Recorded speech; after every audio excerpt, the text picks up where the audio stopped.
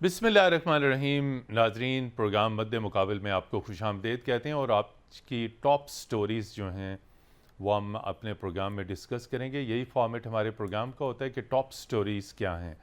तो आज जो है वो 3 टॉप स्टोरीज़ हम ले रहे हैं। पहली, वज़ीर आज़म शहबाज शरीफ ने जनरल हेड क्वार्टर्स का अलविदाई दौरा किया, यानी पाकिस्तान आर्मी का जो हेड क्वार्टर्स है army chief general Asim Munir से इनकी मुलाकात हुई। वज़ीर आज़म शहबाज शरीफ ने यादगार शोदा पे हाज़िरी भी दी और तमाम प्रिंसिपल स्टाफ ऑफिसर से GHQ में मुलाकात की और उसके बाद शोदा के लवाहिकीन के हवाले से एक तकरीब में भी शिरकत की, जिसमें शोदा के लवाहिकीन को फाइनेंशियल चेक्स दिए गए, कुछ उनके लवाहिकीन को असनाद दी गई और इसी मौके पे जो तलबा व तालिबात थे उनको वज़ीर आज़म ने वहाँ लैपटॉप्स भी दिए। तो आज हम डिस्कस करेंगे कि प्राइम मिनिस्टर शहबाज शरीफ का ये GHQ का अलविदाई दौरा और इसमें उन्होंने ये पाकिस्तान की मुसल्लह अफ़वाज की दहशतगर्दी के ख़िलाफ़ जंग में वतन अज़ीज़ के दिफा और सलामती को मजबूत बनाने में मुसल्लह अफ़वाज, ख़ास तौर पे पाकिस्तान आर्मी की जो कोशिशें हैं, जो उनकी कुर्बानियाँ हैं, जो शोहदा की कुर्बानियाँ हैं, उनका ख़ास तौर पे वज़ीर आज़म ने ज़िक्र किया। शहीदों और गाज़ियों का ज़िक्र किया। हम ये भी जानने की कोशिश करेंगे कि इनके 16 माह के दौर में सिविल मिलिट्री ताल्लुकात कैसे रहे। प्रोग्राम के दूसरे सेगमेंट में हम बात करेंगे इस वक्त जो सियासी जोड़ तोड़ है और अभी तक की जो मौसूला इत्तलात हैं उसके मुताबिक एक मरतबा फिर निगरान वज़ीर आज़म के नाम के ऊपर पाकिस्तान पीपल्स पार्टी और नून लीग के दरमियान फटा हो चुका है और हफीज़ शेख के ऊपर पाकिस्तान पीपल्स पार्टी इत्तफाक नहीं कर रही, जबकि नून लीग का इत्तफाक हफीज़ शेख के ऊपर है और पाकिस्तान पीपल्स पार्टी एक रिटायर्ड जज का नाम सामने ला रही है। और प्रोग्राम के आखिरी सेगमेंट में हम बात करेंगे रेलवे के इंतहाई अंदोनाक अफसोसनाक हादसे की तहकीकाती रिपोर्ट की, जिसमें इस बात को तस्लीम किया गया है कि ये टेक्निकल फॉल्ट था, ट्रैक टूटा हुआ था और जहाँ पे ट्रैक का जोड़ था वहाँ पर एक लकड़ी का पीस लगाया गया था। आखिर क्या वजह? पाकिस्तान का स्ट्रेटेजिक कम्युनिकेशन एसेट है, यानी हमारी कम्युनिकेशन मवासलात में पाकिस्तान रेलवे जो है वो एक इंतहाई अहम हैसियत रखती है और इसकी ज़बू हाली इसके ऊपर बरतानिया के अखबारात, बरतानवी न्यूज़ एजेंसी रॉयटर्स ने और बरतानवी अखबारात ने तहकीकाती रिपोर्ट्स शाया किए हैं गुज़िश्ता 48 घंटों के अंदर और कहा कि पाकिस्तान रेलवे तबाह बर्बाद हो चुका है। ये इंटरनेशनल मीडिया की पाकिस्तान रेलवे के बारे में, इसके बारे में जानने की कोशिश करेंगे और अपने दोनों माहिरीन से पूछेंगे कि आखिर क्या वजह है कि रेलवे का निज़ाम जो 150 बरस पुराना निज़ाम है आज तबाह बर्बादी का शिकार है।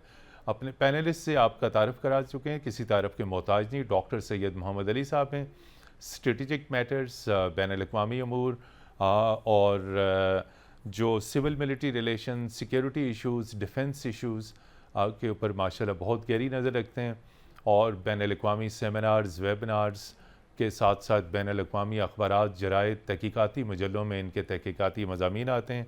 पाकिस्तान के इलेक्ट्रॉनिक मीडिया के ऊपर एज ए सीनियर एनालिस्ट अक्सर इनके तज्ज़िये आते हैं। डॉक्टर साहब आपका बहुत शुक्रिया। और इनके साथ नाजरीन स्टूडियोज़ में हमें ज्वाइन किया सीनियर सहाफ़ी और तज्ज़ियाकार तारिक अज़ीज़ साहब ने। डॉक्टर सैयद मोहम्मद अली साहब, टॉप स्टोरी, फेयरवेल विज़िट, अलविदाई दौरा वज़ीर आज़म शहबाज शरीफ का GHQ का।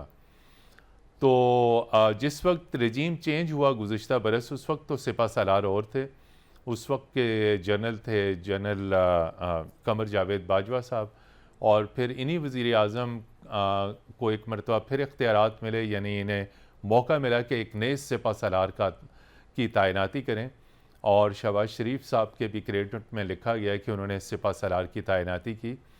अब तक जो 16 बरस हैं, कैसे आप देखते हैं इस PDM गवर्नमेंट के और मिलिट्री के सिविल मिलिट्री रिलेशंस जो डैमेज हुआ था पिछले दौर में, कितना रिकवर हुआ और कितनी हमआंगी आई सिविल मिलिट्री रिलेशंस में?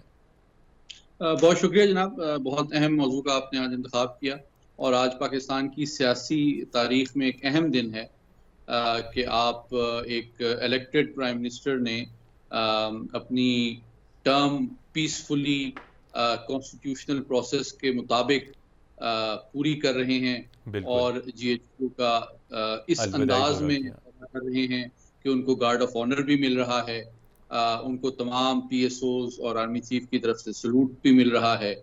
तो मैं मुख्तसरन ये कहूँगा कि ये एक हकीकत है, अफसोसनाक हकीकत है कि पाकिस्तान की तारीख में जो सिविल मिलिट्री रिलेशंस हैं वो बहुत अरसे तक खुशगवार नहीं रहे हैं। हम्म। लेकिन अगर इस हिस्टोरिकल कॉन्टेक्स्ट में देखें तो जो पिछले 15 माह का अरसा है उसमें एक खुशगवार जो और मुस्बत तब्दीली ये आई कि जी। आपने देखा कि सिविल मिलिट्री रिलेशंस रिपेयर हुए, जो कि जी, पिछली गवर्नमेंट में रिपेयर हुए, आपको बिल्कुल। नजर आ रहा था कि बहुत वो डिस्टर्ब भी थे और अंग्रेजी का जो वर्ड है बहुत इरेटिक भी थे, जी। जिसमें जो पिछले वजीर आजम थे वो तो अपनी सियासी रैलीज वगैरह में शुरू में तो वो बहुत तारीफ करते थे हमारी अफवाज की, और ये परसेप्शन देते थे कि वो उनके बड़े करीब हैं, और जो उस वक्त के आर्मी चीफ थे उनकी बहुत पब्लिकली वो तारीफ किया करते थे।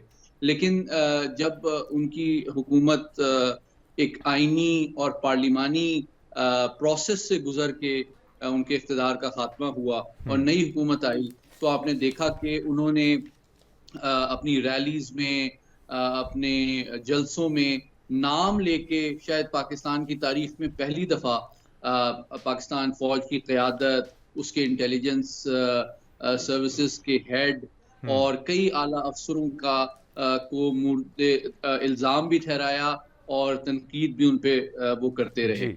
अच्छा, अब जबकि मौजूदा वजीर आजम जब आए तो आपने देखा कि चार नेशनल सिक्योरिटी के पैराडाइम में अगर मुख्तसरन आपके सामने बयान करूं तो 5 डोमेन्स ऐसी हैं नेशनल सिक्योरिटी जी। की कि पिछली हुकूमत के आखिरी दिनों में बहुत बुरी तरह डैमेज हो चुकी थी। पहली डोमेन जो है वो सिविल मिलिट्री रिलेशन की इटसेल्फ है कि क्योंकि जब सिविल मिलिट्री इस्लामाबाद और पिंडी के राब्ते और ताल्लुकात खुशगवार नहीं होते तो जो आला तरीन और अहम तरीन फैसले होते हैं कौमी और इलाकाई और आलमी हवाले से, जी। उनके ऊपर भी बुरा असर पड़ता है, हम्म। पहली बात। फिर आपने देखा कि उन्होंने नेशनल सिक्योरिटी कमेटी का जो आखिरी इजलास पिछली हुकूमत के दौरान हुआ उसको भी उन्होंने उस अहम तरीन सिक्योरिटी के फोरम को भी अपने सियासी मकासद के लिए साइफर की कंट्रोवर्सी के नाम लेके इस्तेमाल करने की कोशिश की, जो जी। बहुत अफसोसनाक बात थी। अच्छा, फिर आप तीसरा पहलू ये देखें कि जब ये नई हुकूमत आई तो इन्होंने ना सिर्फ एक सिविल मिलिट्री रिलेशंस जब बेहतर हुए और फौज की मौजूदा क़यादत भी सामने आई तो आपने देखा कि ना सिर्फ फैसला साजी का प्रोसेस बेहतर हो गया, सिविल मिलिट्री इदारों की कोऑर्डिनेशन बेहतर हो गई, बल्कि जी। आपने पिछले चंद महीनों में देखा है कि चाहे वो ज़राअत का मामला हो, सीपेक का मामला हो, ग्रीन रेवोल्यूशन की बात हो, इकोनॉमिक रिफॉर्म की बात हो, या आज का जो उनका विजिट है, आपको जी। सिविल मिलिट्री क़यादत खड़ी नजर आती है। तमाम मामलात की मिल के उनका हल तलाश करने की कोशिश की जा रही है, चाहे वो इकोनॉमिक हो, चाहे वो पॉलिटिकल हो, चाहे वो सिक्योरिटी के हों। और फिर आपने देखा कि काउंटर टेररिज्म के हवाले से भी जो जी। हमारी नई हिकमत अमली सामने आई उसमें एक नई जहत और एक नया जोशो वलवला आया है, जिसमें जो माजी की हुकूमत के दौरान जो गलतियां की गई थी जिसके नतीजे में दहशतगर्दी ने ज्यादा सर भी उठाया, ज्यादा मुनज़्ज़म हुई, उसका ज्यादा भरपूर अंदाज में इस दौर में मुकाबला किया जा रहा है। तो मुख्तसरन मैं ये कहूँगा कि ये एक खुशगवार इम्प्रूवमेंट है हमारी सियासी तारीख जी। के ऊपर कि सिक्योरिटी रिलेशंस अब इस स्टेज पे आए हैं कि उम्मीद की जाती है कि आइंदा भी ये स्पिरिट, ये मैकेनिज्म जो बना वो बरकरार रहेगा, ताकि हमारे माशरे के और हमारी कौम के जो सियासी, माशी, सलामती के अहम तरीन मसाइल हैं उनका बर वक्त और जामिया हल तलाश किया जा जी। सके। तारिक अजीज़ साहब हमारे साथ मौजूद हैं स्टूडियोज़ में। बहुत शुक्रिया, आपने मसरूफ़ियात के बावजूद वक्त निकाला। आज वज़ीर आज़म शहबाज शरीफ ने GHQ का दौरा किया। जिस तरह डॉक्टर सैयद मोहम्मद अली साहब कह रहे थे कि पिछली गवर्नमेंट में ताल्लुकात सिविल मिलिट्री बहुत डैमेज हो चुके थे।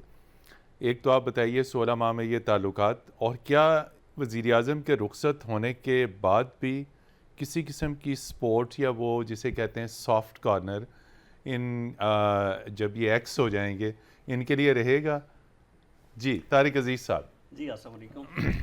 पहली बात ये ठीक है आपने कही कि जो पिछला सिविल मिलिट्री एस्टेब्लिशमेंट में एक फासला था जिस पे डॉक्टर साहब ने भी रोशनी डाली कि वो तबाह बर्बाद हो गया था, शहबाज शरीफ साहब ने नो डाउट उसको रिबिल्ड किया है, एक बहुत अच्छा रिलेशन रीबिल्ड किया है, बिल्कुल किया है और बहुत अच्छे लेवल पे किया है, मैक्सिमम लेवल पे जितना हो सकता किया है जी। वो शहबाज साहब हमेशा कहते भी होते हैं, अभी भी उन्होंने अपने किसी प्रोग्राम में कहा कि इसका मकसद कोई ज़ाती फ़ायदा नहीं होता। मैंने जब भी एस्टेब्लिशमेंट से बात की है तो मुल्क की तरक्की के लिए की है और आपने देखा 14 महीनों में उससे फ़ायदा भी हुआ, यकीनन हुआ।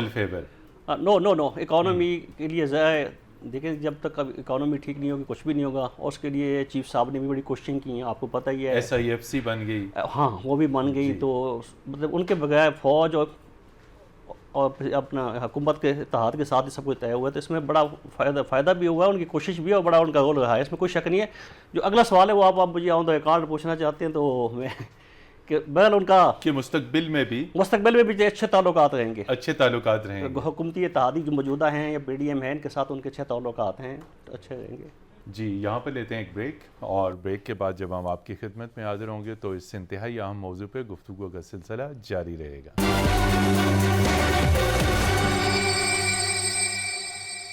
जी नाज़रीन, आप देख रहे हैं प्रोग्राम मद्दे मुकाबिल। तारिक अजीज़ साहब, पिछले दौरे हुकूमत में देखें तो आपने देखा बाजवा साहब ने बहुत ऑन रिकॉर्ड कहा कि साबिक वज़ीर आज़म को मिलिट्री की जानिब से एक स्ट्रेटिजिक सपोर्ट दी गई, और उनका हमेशा ये कहना होता था, यानी फ़ौज का ये कहना होता था कि जो बरसर इक़्तिदार गवर्नमेंट है उसकी और मिलिट्री के दरमियान एक हमआहंगी होती है, और उसी हमआहंगी के तहत मिलिट्री मुख्तलिफ इनिशिएटिव्स के ऊपर गवर्नमेंट को सपोर्ट करती है। तो ये जो स्ट्रेटिजिक सपोर्ट है, क्या आप समझते हैं कि हमारे जो सिविल डिपार्टमेंट्स हैं उनके अंदर इतनी कैपेसिटी नहीं है कि मिलिट्री की स्ट्रेटेजिक सपोर्ट आती है? और उसकी वाहिद एग्जांपल SIFC बनी, यहाँ हमारे यहाँ सिविल इदारे मौजूद हैं, बोर्ड ऑफ इन्वेस्टमेंट है, TDAP है, बड़े बड़े इदारे, लेकिन कारकर्दगी सिफर। और अभी चंद दिनों में SIFC के तहत बहुत बड़ी बड़ी कॉन्फ्रेंस, सेमिनार्स इन्वेस्टमेंट के हवाले से, लेकिन इसके ऊपर तनकीद की जा रही है। जी, योर थाट्स?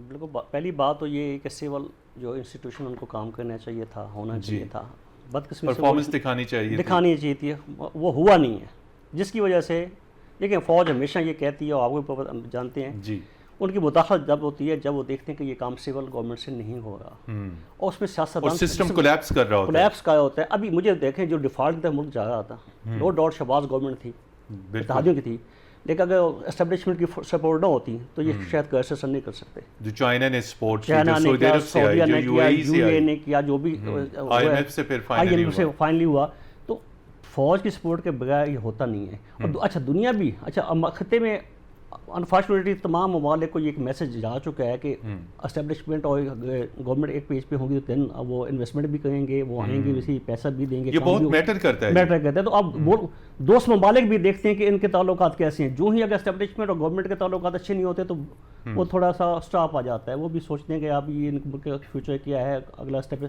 क्या होगा नहीं होगा, इसलिए थोड़ा ये।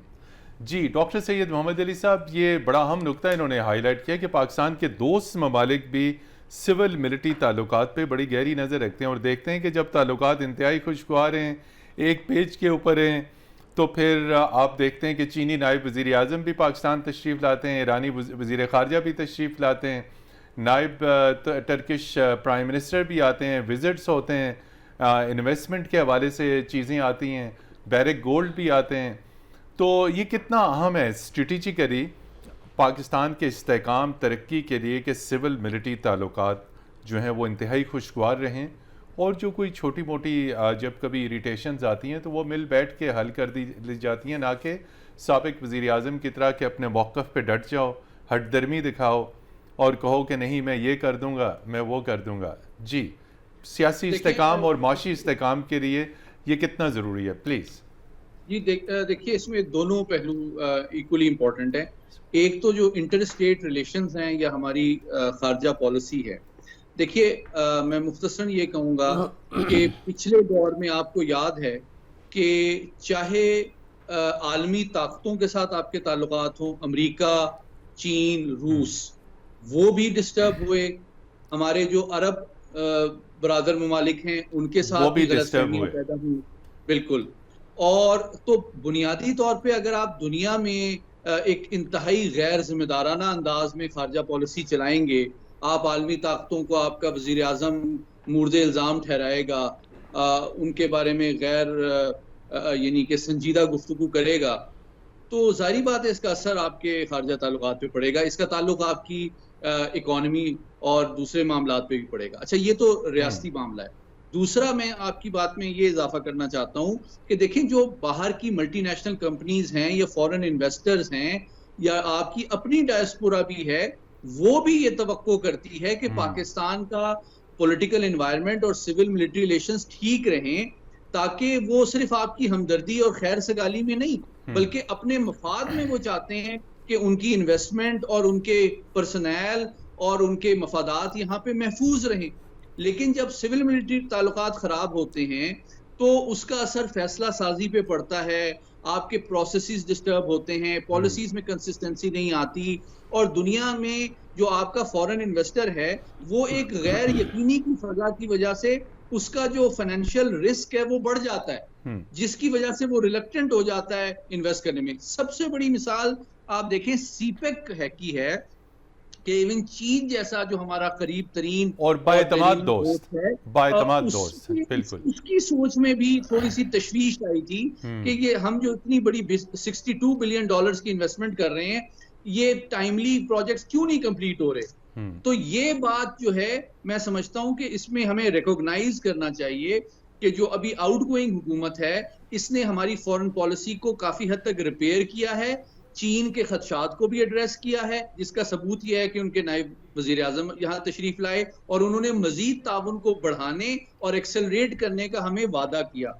दूसरी तरफ आपने अमेरिका के साथ जो इंतहाई गैर जिम्मेदाराना इल्जामात लगाए जा रहे थे साइफर के हवाले से, उनको भी एड्रेस किया, और उसका सबसे बड़ा सबूत यह है कि IMF और फैटफ में मौजूदा हुकूमत ने उनकी सपोर्ट और इन्फ्लुएंस को सिक्योर करके अब ना सिर्फ हम फैटफ प्रोसेस से बेहतर अंदाज में ओहदा बरा हुए बल्कि IMF का भी रिलीफ आया। और आखिरी जो पहलू है वो हमारे बहुत इंपॉर्टेंट जो हमारे अरब ममालिक, अरब भाई हैं, जहां से हमें बहुत बड़ी डायस्पोरा के जरिए से रेमिटेंसेस आते हैं और हमें ऑयल और दूसरे मामलात में रिलीफ मिलता है, ना सिर्फ उनके साथ ताल्लुकात को बेहतर बनाया गया बल्कि इस बेल आउट के लिए हमें उनकी तरफ से भी जो फाइनेंशियल सपोर्ट आई है वो भी इस बात का सबूत है कि इन ताल्लुकात को रिपेयर किया गया है। बल्कि आखिरी बात मैं ये क्विकली बताना चाहता हूँ, इसमें अफसोसनाक पहलू ये है कि IMF का रिव्यू हो या अमेरिका के साथ ताल्लुकात हों, उसको हमारी जो आउटगोइंग और प्रीवियस एडमिनिस्ट्रेशन थी उस सियासी जमात ने अनफॉर्चुनेटली उस प्रोसेस को भी डिसरप्ट और डैमेज करने की कोशिश की, और आज तक वो कर रहे हैं। उनके वीलॉगर्स और बाहर मुल्क में जो लोग इन्वॉल्व हैं वो अभी भी अमेरिका और पाकिस्तान के दरमियान गलतफहमियां पैदा करने की कोशिश कर रहे हैं, जिसको जायल करना और नाकाम बनाना बहुत जरूरी होगा आइंदा आने वाली हुकूमत। जी बिल्कुल। नाज़रीन, यहाँ पर लेते हैं एक ब्रेक, और ब्रेक के बाद जब हम वापस आएंगे तो डॉक्टर सैयद मोहम्मद अली साहब से पूछेंगे कि लीडरशिप क्वालिटीज़ क्या हैं, चूँकि बड़े तवील अरसे तक डॉक्टर साहब नेशनल डिफेंस यूनिवर्सिटी में दर्स व तदरीस के साथ मुंसलिक हैं। लीडरशिप क्वालिटीज़ क्या होनी चाहिए, किस किस्म का निगरान वज़ीर आज़म होना चाहिए, हमारे साथ रहिएगा।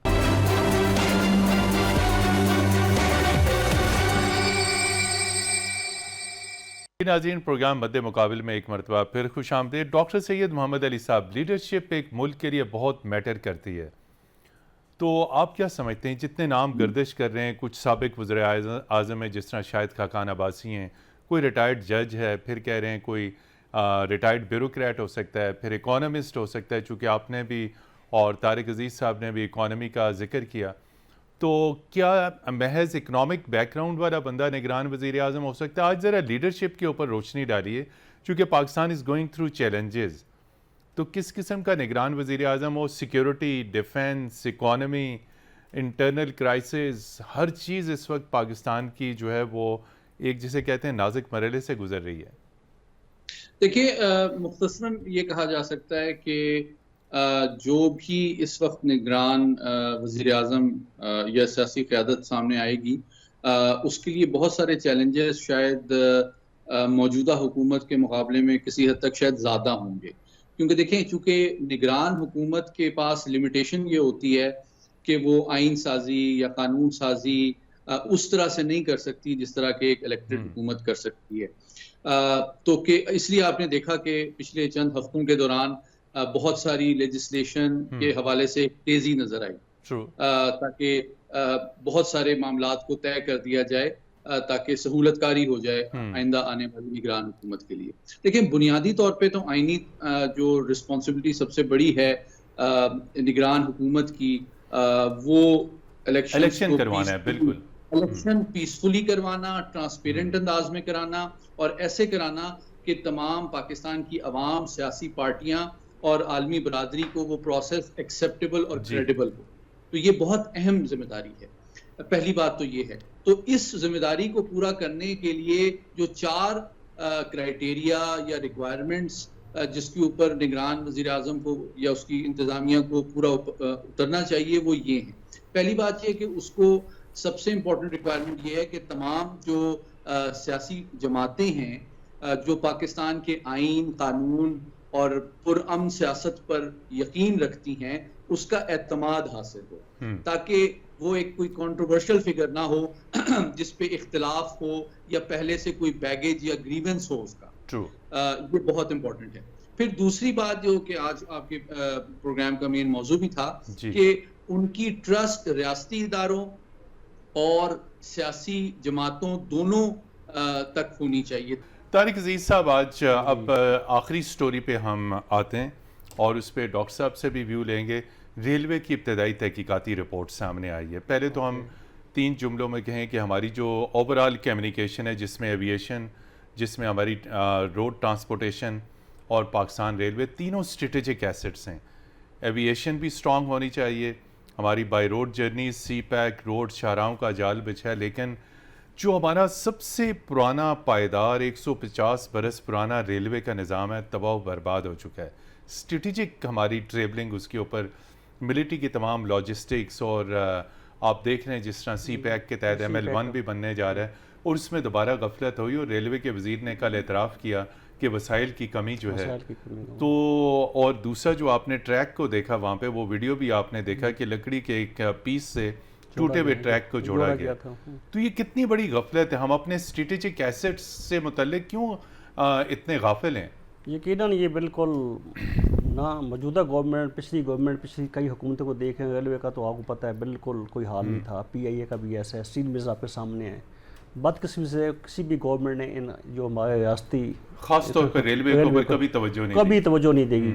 ये अलबत्ता ये जो है, जो मौजूदा मिनिस्टर हैं ख्वाजा साद रफीक साहब, इन्होंने पिछले वक्त में बड़ा अच्छा काम किया, अब भी किया, लेकिन वो उनका काम आटे में नमक के बराबर है। ज़्यादातर सियासी सलाह मशवरों में होता है, लेकिन वो जितना उन्होंने किया भी है तो वो बिल्कुल नाकाफी है, बिल्कुल अब भी इसमें मजीद गुंजाइश है। और जैसे पैसों की उन्होंने भी कहा कि वो कमी है, फंड्स भी नहीं है, ट्रैक की रिपेयर के लिए टेक्नोलॉजी भी नहीं है, और ओवर बर्डन है। आज भी वहाँ पे ओवर प्लस मुलाजमीन ज़्यादा हैं, तनख्वाहों का इशू है, पेंशन का इशू है, पैसे है नहीं, वो मतलब हादसात हुए जा रहे हैं। मतलब खुदा के ऊपर छोड़ा हुआ है हम सब ने, उसके ऊपर रेलवे का कोई हाल ही नहीं ना। अभी PIA भी देखिए कितने खसारे में, स्टील में को बंद पड़ा हुआ है।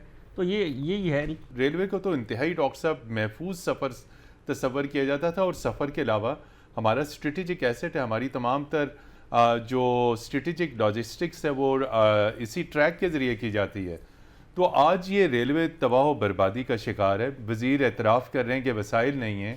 तो अगर ये हाल रही तो जिसकी तरफ आप रोशनी डाल रहे हैं कि पाकिस्तान को हमने आगे लेके चल रहे हैं, सी पैक मुकम्मल हो रहा है, तो ये तो रेलवे हमारा स्ट्रेटेजिक कंपोनेंट है। देखिए, सिर्फ 2 बातें मैं मुख्तसरन करूंगा। पहली बात यह है कि देखिए, अमेरिका जो है वो सुपर पावर जो बना है ना, बहुत कम लोग अमेरिकी तारीख से वाकिफ हैं। उसको एक इंडस्ट्रियल पावर बनने में जो सबसे इंपॉर्टेंट रोल था वो उसके रेल रोड सिस्टम का था। रेल रोड सिस्टम ने दिया। 4-5 टाइम जोन्स पे तमाम रॉ मटेरियल, फिनिश गुड की चीपली, सेफली, टाइमली जो तरसील है, इसके बगैर कोई रियासत भी एक पावर नहीं बन सकती है।